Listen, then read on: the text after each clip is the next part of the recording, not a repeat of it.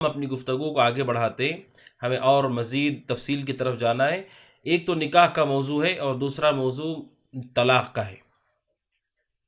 طلاق کے موضوع میں داخل ہونے سے پہلے ناظرین اکرام، اس کے احکام میں داخل ہونے سے پہلے ہمیں یہ جان لینا چاہیے کہ شریعت اسلامیہ طلاق کو ہر وقت ہر حال میں پسند نہیں کرتی ہے۔ طلاق کو کچھ مخصوص حالات میں شریعت نے صحیح کہا ہے، بقیہ شریعت کا یہ حکم ہے، ترغیب ہے کہ میاں بیوی کا رشتہ برقرار رہے، میاں بیوی کا رشتہ استوار رہے، ان کے درمیان آپس میں محبت باقی رہے، اولاد کی تربیت ہو، گھر خوشحال ہو۔ کچھ مخصوص جگہوں پر شریعت نے اجازت دی ہے طلاق کی۔ اور ناظرین اکرام، طلاق حقیقت میں ہر وقت مسئلے کا حل نہیں ہے، بلکہ وہ بہت سارے مسائل کی شروعات کا سبب ہے، مشکلات کی شروعات کا سبب ہے۔ اب دنیا میں دیکھیے، طلاق کے واقعات ہوتے ہیں، میاں بیوی کے درمیان مسئلہ ہوا، شوہر نے بیوی کو طلاق دے دی یا عورت نے شوہر سے مطالبہ کیا اور شوہر نے طلاق دے دی، خلا لے لیا عورت نے، اور وہ یہ سمجھے کہ ہمارا مسئلہ اب ختم ہو گیا۔ لیکن کیا واقعی مسئلہ ختم ہوتا ہے؟ آپ دیکھیں، وہاں سے بہت سارے مسائل جنم لیتے ہیں۔ دونوں الگ ہو گئے، دو خاندان آپس میں ایک دوسرے کے مخالف ان کے دشمنی میں کھڑے ہوئے ہیں۔ بچوں کی تربیت کیسے ہوگی، بچوں کے اخراجات کا کیا ہوگا، پھر اس عورت کے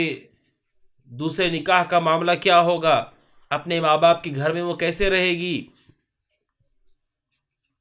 جس کی تفصیل آپ کے سامنے آئے گی۔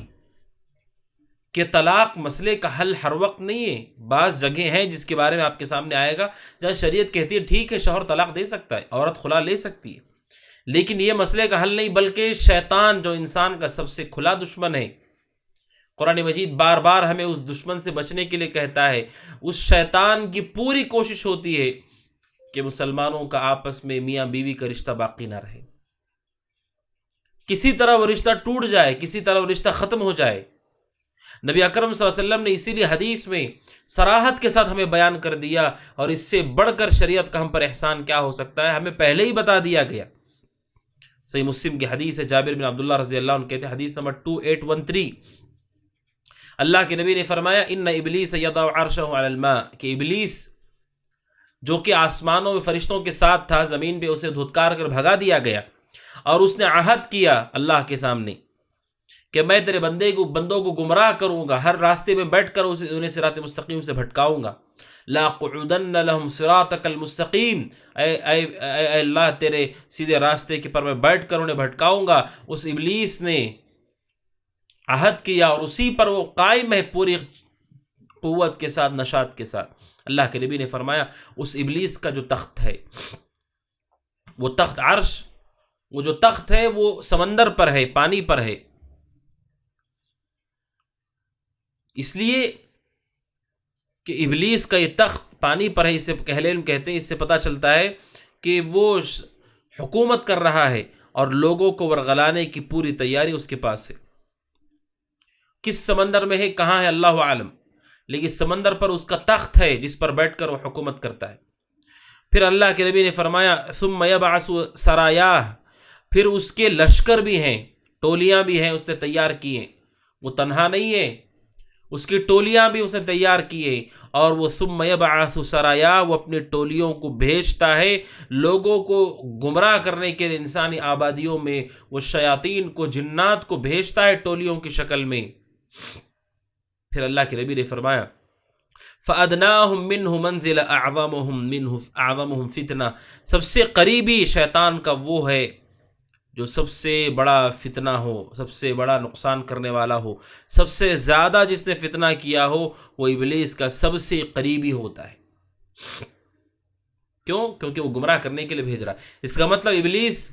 اس کی حکومت ہے، اس کا تخت ہے، اور اس کے پاس ٹولیاں ہیں، اس کے پاس لشکر ہے، اور وہ لشکر انسانی آبادیوں میں جاتا ہے اور وہ حساب رکھتا ہے، حتیٰ کہ آپ نے کہا جو سب سے بڑا فتنہ ہے وہ اس کا سب سے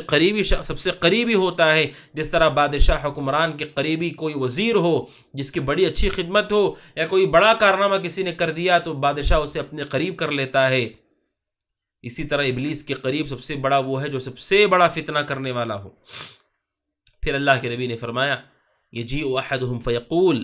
فعلت کذا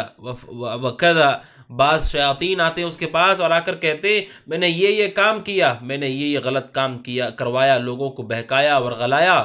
وسوسہ کیا، تو شیطان کہتا ہے ما صنعت شیئا، تم نے کچھ نہیں کیا، جاؤ۔ یعنی چھوٹے موٹے اگر وہ شیطان جا کر کے انسانی آبادی میں چھوٹے موٹے کچھ کام کر دے تو ابلیس اس سے خوش نہیں ہوتا ہے۔ اللہ کے نبی نے فرمایا ثم یجیء احدہم، پھر ایک شیطان آتا ہے اور آ کر کہتا ہے ما ترکت حتی فرقت بینہ وبین امرأتہ،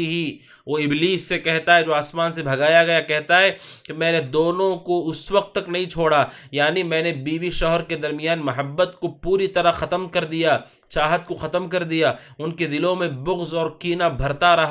رہا، یہاں تک کہ میں نے ان دونوں کو الگ الگ کر دیا، یعنی طلاق ہو گئی ہے اور دونوں کے دونوں الگ ہو گئے، یا خلا ہو گئی ہے، دونوں کے دونوں جدا ہو گئے، بیوی شوہر اب نہیں رہے، پہلے تھے اب بیوی شوہر وہ نہیں ہے، ایک عام مرد اجنبی عورت ہو گئے۔ اللہ کے نبی فرماتے علیہ الصلوۃ والسلام قال فیدنیہ منہ، تو ابلیس خوش ہو جاتا ہے، خوش ہو کر کے اسے اپنے قریب کر لیتا ہے اور پھر کہتا ہے اس سے نعم انت، تم نے کتنا اچھا کام کیا، کتنے بہترین ہو تم۔ ابلیس جو دنیا میں گمراہ کرنے کے لیے آیا ہے، اگر بیوی شوہر میں طلاق کی خبر اسے دی جاتی اتنا خوش ہو جاتا ہے، وہ کہتا ہے کتنے اچھے ہو تم۔ کیوں؟ جیسے ناظرین میں نے آپ کے سامنے کہا کہ طلاق ہر مسئلے کا حل نہیں ہے، بلکہ مسائل کی شروعات ہوتی ہے وہاں سے، پریشانیوں کی شروعات ہوتی ہے وہاں سے، نہ جانے کتنے منکرات، کتنی پریشانیاں وہاں سے منتقل ہوتی ہے۔ ناظرین اکرام،